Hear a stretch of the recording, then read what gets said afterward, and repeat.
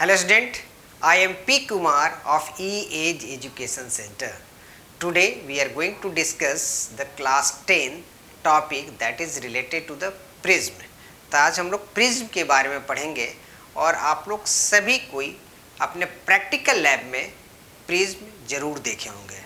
जैसे हमारे पास एक डायरी है, ये एक हमारे पास डायरी है, इसको हमने सम पार्ट, इसका जो लोअर पार्ट हमने एक्सपेंड कर दिया ये, और उसको किसी प्लेन सरफेस पर ऐसे हमने रख दिया। तो दिस इज़ द, जिस प्लेन सरफेस पर हम लोग रखते हैं उसको बेस कहते हैं। यहाँ पर दिस द बेस, और ये दिस जहाँ से लाइट स्ट्राइक किया और दूसरे सरफेस से बाहर गया, एक पर लाइट स्ट्राइक किया है और दूसरे से लाइट बाहर गया है, उन दोनों सरफेस को रिफ्रैक्टिंग सरफेस कहते हैं। और इन दोनों रिफ्रैक्टिंग सरफेस से जो एंगल फॉर्म होता है उसको एंगल ऑफ प्रिज्म कहते हैं। जैसे हमारे पास देखिए लाइट ऐसे यहाँ पर ऐसे आया, फिर यहाँ से ऐसे बाहर निकल गया, तो this is the refracting surface and this is the second refracting surface. और ये फर्स्ट रिफ्रैक्टिंग सरफेस और सेकेंड रिफ्रैक्टिंग सरफेस से एक एंगल का फॉर्मेशन हो गया, इसको एंगल ऑफ प्रिज्म कहते हैं। ये बात समझ में आ गया कि प्रिज्म का शेप कैसा होता है, उसमें से रिफ्रैक्टिंग सरफेस क्या होता है। There are the two refracting surface, जिस सरफेस पर इंसिडेंट रे स्ट्राइक करता है उसको क्या बोलते हैं, फर्स्ट रिफ्रैक्टिंग सरफेस। और जहाँ से लाइट बाहर जाता है, जिस सरफेस से लाइट स्ट्राइक करने के बाद बाहर जाता है, प्रिज्म से बाहर निकलता है, उसको सेकेंड रिफ्रैक्टिंग सरफेस कहते हैं। तो इन दोनों सरफेस से कुछ एंगल का फॉर्मेशन हो रहा है, देख रहे हैं यहाँ पर कुछ एंगल का फॉर्म हो रहा है, तो इसको बोलते हैं एंगल ऑफ प्रिज्म।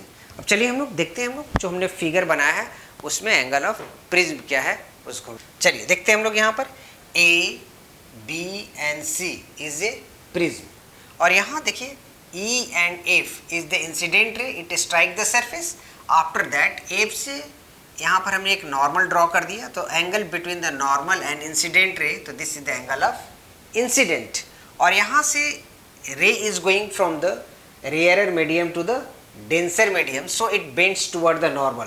तो यहाँ से रे नॉर्मल की तरफ बेंड हो गया और F से G की तरफ ये रे चला गया, और यहाँ G पॉइंट पर it is coming out from the again in the rarer medium. ये आपको जैसे हमारे पास प्रिज्म से ये बाहर निकल जा रहा है, कहाँ से निकल रहा है, H पॉइंट पर। तो H पॉइंट पर हमने NO एक नॉर्मल ड्रॉ कर दिया।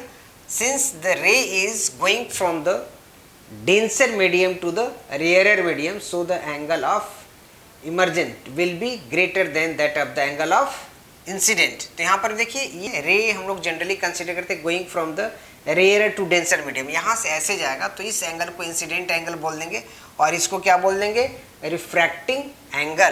तो यहाँ देखिए R2 is the second refracting angle और N2 is the second normal on the second surface. तो GH इज रे इमर्जेंट। और यहाँ देखिए AB is the first refracting surface and AC is the second refracting surface. So we can say that ABC is a prism in which AB and AC is the refracting surface and BC is the base of the prism. Angle A is known as the, इस angle को ही हम लोग कहते हैं ये angle of prism, which is formed by the two refracting surface. देखिए the angle of the prism which is formed by the two refracting surface and the angle between the incident ray and emergent रे। What the angle form between the incident ray and emergent रे। तो देखिए angle of incident को हमने extend कर दिया, यहाँ से तो ऐसे बेंड हो गया लाइट, लेकिन इसको हमने एक्सटेंड कर दिया, एक्सटेंड करके यहाँ से D पॉइंट से F और D की तरफ ऐसे आगे की ओर बढ़ गया। फिर उसी तरह से इमर्जेंट रे G और H को बैकवर्ड डायरेक्शंस में एक्सटेंड करते हैं, तो it is meeting at a point D। तो जहाँ पर what the angle form between the incident ray और emergent ray is known as the angle of deviation. So this is the del and the angle of deviation. The angle between the incident ray and emergent ray is known as the angle of deviation. यहाँ पर एक और अच्छी बात देखने को हम लोग को मिलता है ये कि जो प्रिज्म एंगल होता है ये is equal to the sum of the two refracting angle के इक्वल होता है। इसको हम लोग प्रूव भी कर सकते हैं, but there is no need to prove in the class 10। जैसे ही आप क्लास 12 में जाएंगे तो इसको सबसे पहले आपको प्रूव करके दिखाना होगा। चलिए हम लोग को कभी जरूरत पड़ेगा तो इसको प्रूव भी कर लेंगे, लेकिन यहाँ पर देखते हैं angle A is equal to R1 plus R2। Prism angle is the sum of the two refracting angle, two refracting angle R1 and R2 के इक्वल होता है, यहाँ पर देखिए फिर जैसे ही अगर हम लोग यहाँ पर ये इंसिडेंट रे हो गया और यहाँ पर ये angle, this angle is equal to I minus R1 के इक्वल हो जाता है। ये देखिए यहाँ पर I एंगल हो गया और यहाँ से ये रे प्रिज्म से होकर बाहर की ओर निकल रहा है, तो this is equal to R1 and this angle is equal to I minus R1। और फिर इसी तरह से हम लोग यहाँ पर देखते हैं कि इमर्जेंट रे और जो रिफ्रैक्टिंग एंगल है इनके बीच से इस तरह से ऐसे पास कर रहा है ये, तो एंगल बिटवीन द इमर्जेंट रे एंड इंसिडेंट रे is the angle of deviation.